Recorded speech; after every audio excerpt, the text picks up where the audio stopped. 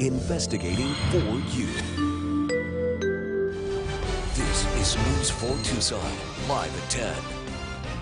And good evening, everybody. We begin with breaking news. Traffic is restricted in Midtown after a woman was shot. She's in stable condition tonight, but Tucson police are on the scene gathering evidence at this moment. Southbound Flowing Wells is now restricted to one lane from Fort Lowell to Miracle Mile. No word yet on when it is going to reopen. And on to a developing story now. We were the first to tell you about U of A wide receiver Samaji Grant yesterday after he was cited and released for driving under the influence of drugs. And many people were expecting Coach Rich Rod to elaborate on the statement he released yesterday, except that didn't happen.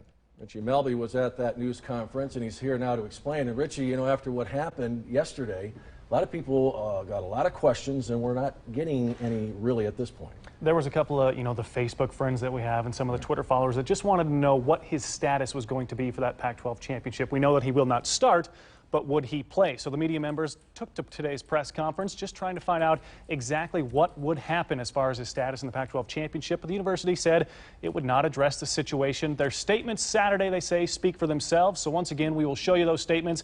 Athletic Director Greg Byrne expressing the university's disappointment, saying Samaje will be undergoing counseling and taking part in community service as a result of his actions.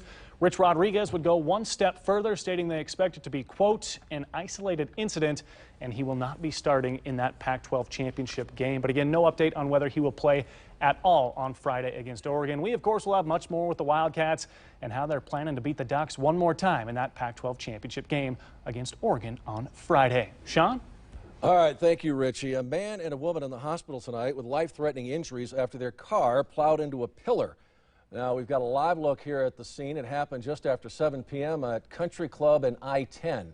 That area will be shut down for the next couple of hours. Tucson police say there were no witnesses, so investigators are on the scene trying to figure out exactly what happened.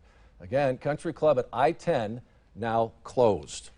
Well, a 25-year-old man killed today after getting ejected from his car. Tucson police say Ryan Dickey was not wearing a seatbelt when he jumped the curb on golf links and crashed into a guardrail near Contractors Way this morning. A little girl was in the pickup truck when it happened and was properly restrained in a car seat. She, fortunately, didn't suffer any injuries. Well, new at 10, a 22-year-old girl is fighting cancer, and a local law enforcement organization is trying to help him out. News 4 Tucson, Sam Salzwedel has more. Sam? Well, Frank Osterling is hoping a sibling will be a match for a bone marrow transplant. He is in his third year fighting leukemia. Every time he gets out of the hospital, that's the first thing he asks for. It's a good dog. John Camarano is Frank Osterling's stepdad. Osterling joined the Army Reserve right out of high school. He never complains. He's always positive. You'll never hear him say anything negative about it, and he acts like your typical 22-year-old, except he's in a fight for his life right now. Camarano says some days are worse than others. He's having a tough time. He's on a chemotherapy regimen where he goes in UMC for about a week, and they hit him pretty hard with chemo. And then, a lot of times he's sick, he's nauseous. So he and the Public Safety Charitable Foundation are organizing a golf tournament Saturday, December 13th at Del Lago, so Osterling can stay focused. You wake up in the morning, you worry about getting healthy and having fun, and that's what we need to help him take care of. And when he gets through it, he wants to continue a life of service. I was retired police, and his mom's retired deputy, and so he wanted to follow that path, and unfortunately there was a few turns during that time, but you know what? He shrugged it off, and he says, when I get better, I'm going right back to school, and I'm going to finish up my degree. And the information about the golf tournament and how else you might be able to help is posted with this story on KVUA.com. Sean? All right, thank you, Sam. The so-called busiest day to travel proving true for some travelers here in Tucson. Today, 12 arriving and departing flights were delayed. According to Tucson International Airport, only one was canceled, and it left several travelers pulling their hair out because of the inconvenience. Well, this is the fourth flight that I've been on that there's been a mechanical problem and got canceled, so we're probably not going to get out of here tonight. I'll hang on Tucson, have a beer, eat some good food, and wait for the flight. Not a bad place to be, though. It may have been the busiest day to travel, but if you didn't have to, it was certainly a beautiful day right here in the old Pueblo. Right, John?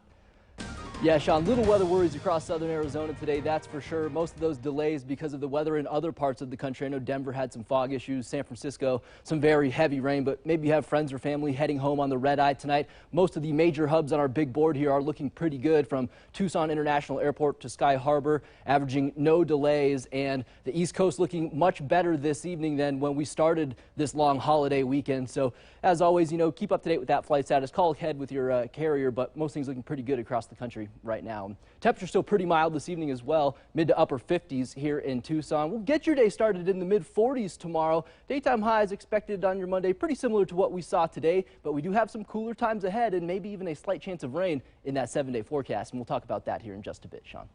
All righty, thanks, John. The latest now on the missing Ohio State football player. Police say he's been found dead of an apparent self-inflicted gunshot wound. 22-year-old Costa Karageorge was found tonight near campus in a dumpster. His mother told police she received a text from him on Wednesday after he went missing, stating, "I am sorry if I'm an embarrassment." Well, 3 people arrested this weekend in Scottsdale after 50 people came out to protest the shooting in Ferguson. Take a look at these photos of the scene. People laid in the street and marched peacefully, but when the group split up, one protester threw a rock at a gallery window. He was arrested for criminal damage. 2 others who were instigating a fight with protesters were also arrested. Meantime, in Washington, D.C., protesters stood hand in hand across the interstate, blocking traffic in both directions. They chanted "Black Lives Matter" and "Ferguson, no peace." Police were on the scene and made several arrests. Well, Ferguson's mayor revealed today Officer Darren Wilson will not receive any severance pay after he announced his resignation yesterday. The mayor says it's time for healing and restoring the trust between the community and the police. I have convened a task force made up of residents, businesses, and law enforcement to create a civilian review board that will review complaints and provide citizen input to Ferguson police policies and procedures. The task force meets weekly, and its efforts are already underway. Fire crews in northern Arizona have 25% containment tonight after a brush fire sparked earlier today. The Kendrick 2 fire is burning about 200 acres, 20 miles northwest of Flagstaff. It's closed US 180 in both directions. Now that is the main route between the Grand Canyon and Flagstaff. Those structures were threatened. Investigators say the blaze was human-caused. That marks the second one this weekend. And when firefighters help save a life, sometimes the impact reaches far more than just the victim. News 4 Tucson's Monique Griego explains. This cute little guy is Dooley, and this He's right here. Hey. Hi. How's it going? is the hero he got his very unique name from. Seeing them meet for the first time on his son's first birthday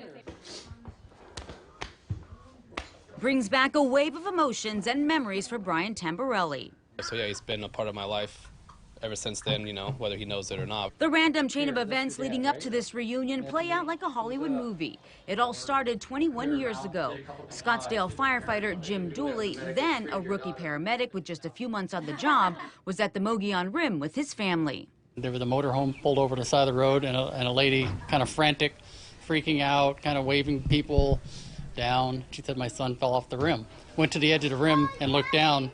I didn't see anything. I saw 80 to 100 feet, nothing, and I just heard a scream. Dooley made his way down the treacherous terrain, and what he found at the bottom wasn't pretty. First thing I thought of is, crap, he's not going to live. He's got so many broken bones, he's got a hole in his head. Dooley, who admits he was overwhelmed, treated him until help arrived and then carried him to safety.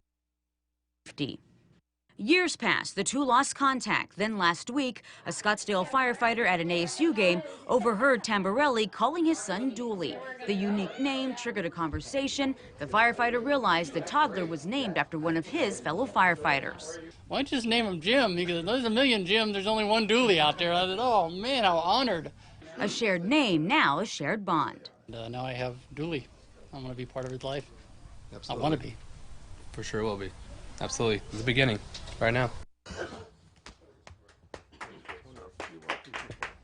Up next at 10, millions of Americans getting ready to hop on the internet for Cyber Monday. We'll tell you what you need to look out for. Keep it here. News 4 at 10. We'll be right back. investigating for you. This is News 4 Tucson.